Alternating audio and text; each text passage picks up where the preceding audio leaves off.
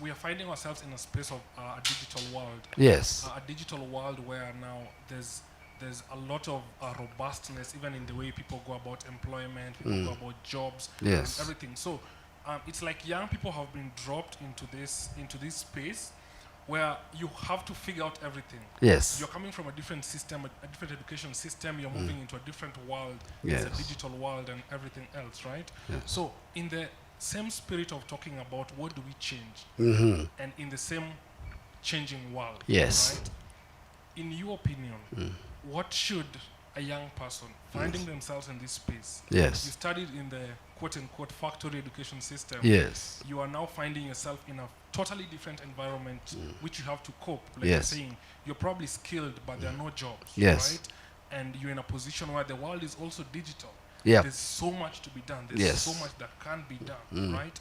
How do we cope as Okay. young people into the modern world and where we're moving towards? And especially in the business aspect, like Yes. we had started in a startup way and everything. How do we cope moving on? All right. First and foremost, unplug your thinking and dependence from a system that will not sustain. Now, let me take two sides of the coin. And there's a question you asked, I want to bring it back in. What do we say to employers? Employers change from employers to deployers. What does that mean? We work backwards. I talk with entrepreneurs, guys who've begun major businesses, and this is what you do. You first sit down and ask, what's the outcome of my company? Where are we going? What are we trying to accomplish? And in what phases? We're in a changing environment. You can't see everything, but you can see a few steps ahead. Who are the people best suited to come on board for us to arrive there? That's how you employ. Employment is now a reversal. And employment is not where they come and tell you what you'll do for the company. It's where they ask you what you can do for the company. That's the interview. In other words, I know where I want to go. So before you come, I give you a brief. I say, guys, this is what my company does. This is where I'm going. So come and tell me why we need you. Why? Because then my mind is open. My mind is open because I might not even have thought about what you're going to tell me. I am not cast in stone that I'm looking for these four guys. My thinking is, goodness, I didn't even see that angle. I think I need this guy on my team. Now something changes. When you come on board, you're my partners, not my employees. Now, how do we go forward? I must create a system of equal value. Where, yes, I have a primary value because it's costing me to take the risk. But you have equal value that then harnesses your real input because you think, at least my value is being realized here. Which means companies of the future is going to be a place where there are people who left your company but still have value, residue shares in your company. Otherwise, the idea of my company, my thing, things run my way, yeah, that's how things run to the ground, your way. Right. Yes. So I'll just throw it, and I think this is the perfect setting for young people learning from the other generation, their experience, and what Yes. exactly you guys have been able to see. So Yes. it's good to know that we are normally the ones doing the talking a lot, but today we are listening. Yeah. So I'll just throw it as Yes. we transition to the next Yes. part of the questions we have. Yeah. So Stephanie, you pick us. Yeah. All right. So I think one of the things that I've always felt is the idea of strength in numbers, right? And now we're at a point where we have so many young people, you could as well have reached critical velocity in Yes. terms of taking off. Yes. So I think my question would be, Yes. as regards young people, I think we have had this song to the point where this country has become a studio. It is Yes. time for young people to take leadership. I feel like my question is, why are the youth struggling, or how best should the youth position themselves to be in spaces where it ceases to become a song and becomes a reality? How do we move out of this system where it's a constant campaign slogan? Is it that it is impossible? Yes. Are there so many factors, A, B, C, D, that are in the way of us doing that? Is it that policy is skewed against us or for us? How do we manipulate things to be in our favor? All right. I think the first step is learning how to use your power instead of being used for power. That's deep. See, that's where we have a problem. The same youth who have all these discussions are the same youth who will plant the same monkeys in the same forest. All by themselves, aided by no one. Because I can give you statistics. We have a coming election. 65% of voters will be under 40. That is a landslide. Here's the problem. They have not sat down to decide, number one, who can actually lead us. See, the problem is you're listening instead of discerning. You're sitting there and letting people tell you, instead of you asking yourself, is it so? The first narrative you must shift, because step one starts. You won't necessarily step into space today, right? Into all those positions. But you can change who is there, who can create a path for you to arrive. Because half the guys are simply going to play musical chairs till you grow to their age. And then you'll be doing the same thing. So how does that start? It starts first of all by you discerning. We say listening and discerning. For example, the term politician. See, that term actually has two meanings, but in Kenya, most of you know one.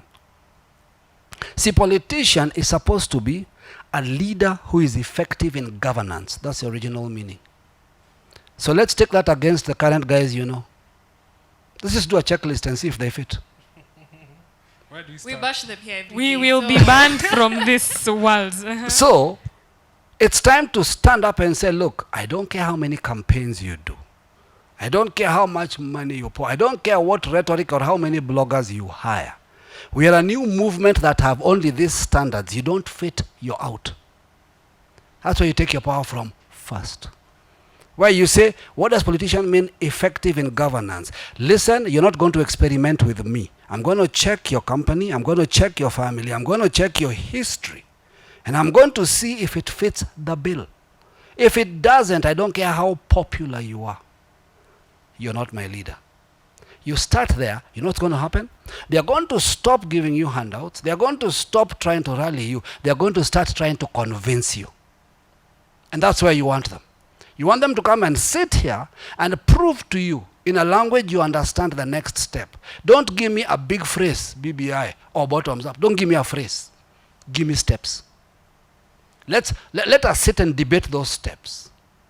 Because currently, we keep playing the same old game between capitalism and socialism. Bottom line, listen to both teams. That's what they're telling you. And both have failed. Right, and just to add on to that, even as you give us the answer to that, I think it's one thing to say it in that dimension where we need to start doing this, we need to start looking at it this way, right? Yes. In a very realistic set. Yes. Where we have young people who, of course, are privy to information like this. Yes. We are privy to platforms like this and everything. And we have another vast majority that is outside your normal cities, outside your normal information circle. Exactly. In the machinanis and everything. In a very realistic set. If young people were to do this, to utilize that level of knowledge of this is how we want to go about when we want to elect people, we have to start analyzing them as from this and from this. How do we push such messages, such agendas out from the circles of the small number of young people who know this or who are privy to this information out there to a vast majority? Because at times when you talk about young people, we imagine it's the three of us who understand the politics and everything. There's your whole young people in the village who all they know is Even they here wake in up. the city. Even in the city, some in the slums and everything else, right? Who might not understand this type of knowledge. And they are, when the wave comes, sweeps them off. So we might imagine as young people, we have a stand here because of what we understand. There's a whole lot of people who are not privy to this type. So how do we push it out from here all the way? Let me start by busting a myth that we have people out there who don't know. That is the lie that has been used to keep this country the path they are. Listen, people are doing TikTok in villages. So the idea that they don't know what's going on is a lie. If those people know a political slogan, they are informed. If they can tell the difference between the two presidential candidates, they can tell the difference between anything. The issue is how do we get them? Remember, I began with racism. Kenya's biggest problem is not politics, it's tribalism. Politics just rides on it. That's all. It's easy. I mean, listen to the narrative. The mountain, Western Kenya. When did you become the mountain? Who is bundling you into geographical locations? Who is giving you those narratives that you're accepting? You have to disassociate yourself from, I am not that thing. Because what you're saying is, if you're the mountain, I have a code for you. I'll unlock and lock. That's what you're saying. If you're from this place, I know how to handle you. And that's why we still have politicians who are past their sell by date. But by the value that they simply represent a region, they have value. Diffuse that value. Take it out. So they have absolutely, take away their region, take away their tribe and ask me, what can they offer you? Absolutely nothing. So where do you start? You guys have a powerful platform. You guys went around schools. People know who you are. You already have a constituency. What you have to be careful about now is not to take sides. That's problem number one. Have your side. You asked me where I bring the Bible into these things. I can show you all this stuff. There's a scenario that is given when Joshua is about to cross over the Jordan to go and take off Jericho. This is a war zone. And the Bible says that this angel or soldier or captain shows up in front of him. And Joshua, because of his preset mind, says, whose side are you on? Because the issue is we are at war. And the answer is amazing. He says neither. But as the captain, in other words, wrong question. It's not a matter of which side I'm on, it's which side are you on. I set the sides. Completely different narrative. Now, once you understand that narrative, you stop being on a side. Create your own side and let them come in. Create a unified side that says, this is the future we are seeing. With all, and that's why I said education must change. Your new maths should be, do the numbers add up? Your new English should be, is this the right language? Your new history should be, what is the guy's history?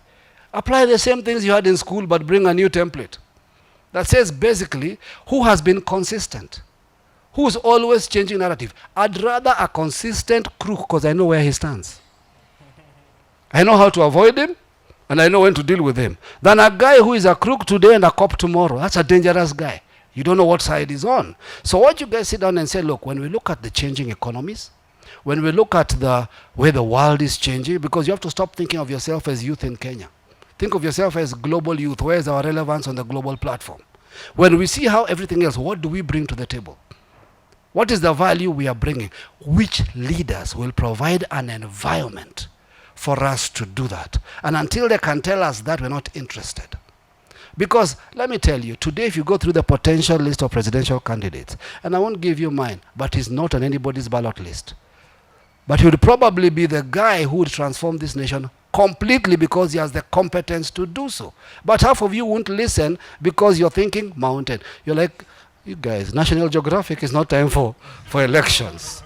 Who came from the bush and who came from where? It's a matter of who's taking us where we are going. So use your platform, use your voice. I mean, if people can tweet nonsense the whole day, they can tweet sense. Move your generation away from scandals and trends and who left who and who talked to who, which gets 1 million trends. Those are 1 million votes that can remove a candidate if they were used properly. That's very good. It's interesting because you've answered our questions before you even asked. But just to build up on what you've said, you've talked about how we need to shift our mindset just from how we bundle ourselves based on our tribes, and also the role that young people play, how we assume that watu wa mashinani hawalewi vitu, which is not true. You said, untrue. Yeah. So how do we, apart from having platforms like this, there's a famous question where every other person is. So why vote if my select leader is not on the is not on the ballot? Why vote? It's a waste of a vote. So maybe just to get your thinking on that perception. Why vote? Why vote? All right. Let me throw a major spanner in the works. You've heard of crowdsourcing. All of you know about crowdsourcing. You can crowdsource a candidate. Let me explain. See, there's a mindset that a candidate must have X amount of money, must be able to do so much, must do so much campaign. That is a strategy by the politicians to keep out their competitors. Period. So everybody, even good people, are forced to join the bandwagon in a place they'll never make a change. Simply because they want to be relevant.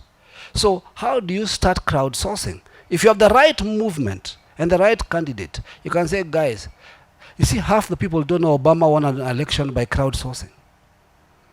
They had a PayPal account and people all over the world gave to the kitty. $2, $1, he had a kitty and he became president. It's doable. You have guys all over this country who can say, we want so-and-so, we've seen is making sense. Guys, we're going with this guy. Start encouraging him, inbox him, say, get yourself on the ballot. Don't even campaign, we are talking. Show that there can be a change. Slow down the nonsense of running all over the country and telling people nonsense, and bring people back to issues on the table. Force people to now talk to your candidate who has issues, cause a debate there. It's doable. Instead of sitting back and saying, why should we vote? Because don't behave like, I only have 2 candidates, I choose between a lesser evil. No. There's enough time to raise the reason why should it only be these guys. We now allow independent candidates. So it doesn't have to be in a party. It doesn't have to be in a, because parties are going to focus on their selfish needs. Now, this country amazes me. I mean, if this country was a family, people should be canned every day. Because guys who abuse each other and cause you to do mayhem the other day now walk together and say they are brothers. And you think it's okay? You want those guys to lead you? Are you serious? Then what are you going to do? You're going to backstab your brother. Because that's what you've been led to do. So you have to vote, but to vote with a conscience. And if you reach the point where you have the worst of 2 evils, pick the evil that will bring you at least a step further from where you are. But how do you discern that? I mean, we Easy. You guys keep asking that. It's the easiest of them all. Let's hear it. Let's hear it. Listen, among all your friends and among everybody you hang out with, you know who to trust and who not to trust, right? You know who you do money with and who you don't. Isn't it? Guys will tell you, so-and-so is a good guy, but don't lend him money. This is not coming back. As in, it's in the track record. It's there. So what you need is new research. Unearth history correctly. You guys are data miners. Use it. Everybody who's talking now, go into the archives. Look for their data. Look for their history. Look for what they did. Someone worked with them. Some of them are related. Find information, build a profile. Put the profile against the promise and ask yourself, can we trust them? That's the easiest way to do this. And once that happens, you're going to force one of 2 things. A, you're going to force them to line up. Or 2, you're going to cause a momentum that will encourage other people to stand up. They'll say, oh, I do want to stand up until this, and start this at the grassroots. Because who is your MCA? He's the reachable guy. That can even spell tech. Let's start there. Does he even know what the digital economy is? The language you're now speaking, if they're not speaking it, you're going to live in 2 universes. So you don't want guys ruling you from an alternate universe when you live in a different universe.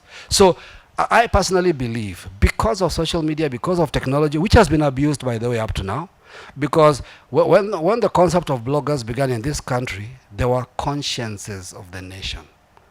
Now, they are basically paid by a master. Somebody has to refill that space. Somebody has to step in, and it doesn't have to be an individual, it can be a community of people. And basically hold people to account, including the bloggers. Okay. I think just before we jump to the final segment of the question you have, the question around young people, even who have had an opportunity to be in spaces where they can serve, either in governments, or looking for positions and everything, because the biggest promise, especially politically, when it comes to young people, is we will give you slots. Yes. We will give you opportunities. We will have so-and-so in cabinet and in these positions and everything. Right? Yes. And it begs the question, number one, because the reason it's like they're dangling gifts and everything for us to jump on, right? Yes. But I want to ask from a position of a young person, what are we supposed to be doing to position ourselves, because you've been in positions to advise governments and everything. Yes. Where do we position ourselves best? Yes. That we can become a force to reckon when it comes to governments, policies, and all these other things, because we feel we are missing out. Okay. Right? But at the same time, there's the whole question of, do you have experience?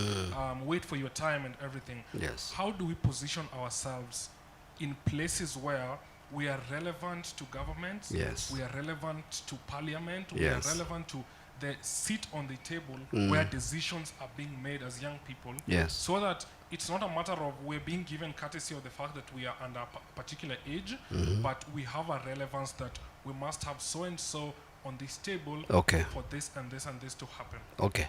It's not so simple, but it's doable. Let me give you an example. One, you guys need to read up a lot more on things you don't read up on, like the Constitution. Because too many times I only hear you quoting the Constitution on a right issue. Not on, we have the right under this. I hear people say crazy things like, we are the people, he is our servant. Try it. You'll discover he is not. In other words, it's good on paper, but how does that posture called servant, how does it get functioned? It doesn't get functioned by demand. Now, this is the key. First, like I said, first clear the landscape of the monkeys. Start there, otherwise nothing will change. In other words, this means stop thinking the change of a president is the change of a nation. Because whenever we talk elections, you all think president, and they hoodwink you to think president. No, go to the grassroots. Make sure it is changed there. Let me tell you why. If you determine as youth, listen, you guys are specialists in data. Don't wait for IBC. Build your own database of where you exist. Build your own alternative database of who has taken a voting card, how many people can elect in this constituency. You guys can come up with that. You can SMS Paul and say, look, I don't have to say who I am. I can simply say, I'm eligible to vote. Oh, we've got 4 million voters here. So these are the guys standing here. Guys, let's talk. We're going to ask these guys to follow this policy or else. Or we're going to raise one of our own. Okay? When that happens, two things happen. First, the one of your own that you put in, you've never understood you have the power to remove. And this is what people don't understand. Because if you do your homework and you're properly registered voters in that constituency, and this guy comes in with this promise, you can give him a year. He doesn't, you can recall him. Now with that threat hanging, stuff's going to get done. And that stuff will create the infrastructure that now absorbs the rest. That's one area. Another area that we need to look at is the reality that government has funds for youth. But youth are disorganized. You need teams that can put together white papers, issue-based, with solution outcomes, because there are grants, they exist. But this, I want to be the next Zuckerberg mentality must die. This, it is my idea, must die. This, I am the one who initiated. Bring everybody on, come together, come as a force, make that presentation, send 3, 4, 5. If they don't respond, put it out there. Say, look, government, you say you have a position. We have actually delivered this. Watch the system begin to move. Get those things, start small, prove yourself, ask for more money. Prove yourself, ask for more money. A time will come, you'll ask no one. They'll come running to invest. So power, in that sense, has to be taken. Most people are lying to you that power is just voting out the guy I don't like. No, that's not power, that's foolishness. Because who told you that I'll be nice? Right, so okay, it's very interesting. At this point, I really have a lot of questions in my mind, but we'll just jump off to the last segment. I think Stefan will take us through that. I think we're just going to finish the camera segment, and then we can now sit down and start talking. Now we can sit down and have a proper conversation. I think the last question ties back to what we had begun with, the idea of the church. And I think we'll just jump to the last question, which echoes back to the church that we had begun with. I feel like there's always the antagonism, like you said, between politics politics and religion. And while, of course, there are many religions in this country is majorly Christian. And I think there's always a question around, is the church doing enough in terms of actively being involved in politics? That yes, we can push for things as individual demographics like the youth and women, but we have this one foundation that's going to bring all of us together, because what's 80%? You know, that's like the whole country. So I think the question is, what role does the church play? Is the church too involved? Is the church under-involved? Should it be an institution as a church, or should it be individual Christians? What is the nexus between politics and religion? Is there a right balance? Okay. That's a very good question, and I have to frame it back into biblical times before I bring it forward. And that was prior to any democracy. We had kings. And the prophet was the conscience of the king, not the partner of the king. Right. Very right. That was a primary issue. He had the guts to tell the king when he's off the rails. And he had the guts to commend him when he was in the right environment. And he had the right to tell him, the path you've taken, your kingship is going to end. That's one. Let's take another picture from the Bible. Daniel now plays in a slightly different role. Because now I'm dealing with, and I'll tell you the method to my madness. I'm first dealing with what is called the pulpit interaction with the palace. Then we're going to deal with Christians in the palace. Two different dynamics. Daniel plays in that role. And Daniel plays in a very interesting role. He's an advisor to kings, not just one. Actually, he advised 3 kings.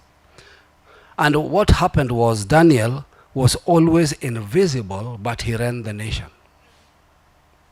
That was primary. He was so invisible that we all know that Nebuchadnezzar went mad for 7 years, and Daniel didn't become king. And the country ran intact. There was nobody took over power, nothing. That means we know Nebuchadnezzar was mad. The citizens of Babylon did not know, because Daniel made sure everything ran smoothly. Meaning, he understood his position so much more that even when Nebuchadnezzar became king again, he continued to be who he was. So that brings us into 2 scenarios. We're in a hurry to send Christians to politics when we have many Christians in governance sitting in committees that are corrupt. See, we should be more interested with Christians in governance being the conscience of that system. The reason half the youth today are disenfranchised is because a lot of contracts that should go to youth companies are going to proxy family companies in the name of youth, and there are people sitting in the tender committees who pray before they pass that corrupt bill. That's deep. So what we need is not a debate on whether politics and governance merge. No, they are inextricably married. What we need to change is the role of the people in those positions. The church has to go back, now pulpit church, into being the conscience of the nation. Prior to the 2017 elections, in a very heated season, I had to do a series, and we were on Crosstalk on Family TV, because we had a problem that pastors were taking sides. One pastor prophesies this is God's choice. The another one prophesies. The question is, which God do they usually meet? Who seems to have 2 opinions? Yeah. Absolutely a problem. And so we had to step in first of all and bring some order and say, listen, in a democracy, God does not choose presidents. I'll say that again. The minute we created a democracy, we told God, we don't need you here. We can do this. We can hack this. So anyone who prophesies to you and says God has said is lying. Principle number 1. Principle number 2, we choose. When Israel demanded a king, God told them something very clearly. He said, oh, you want a king? You're sure? Like other nations. He says, fine. He will tax you. He will take your land. He will terrorize you. What's happening?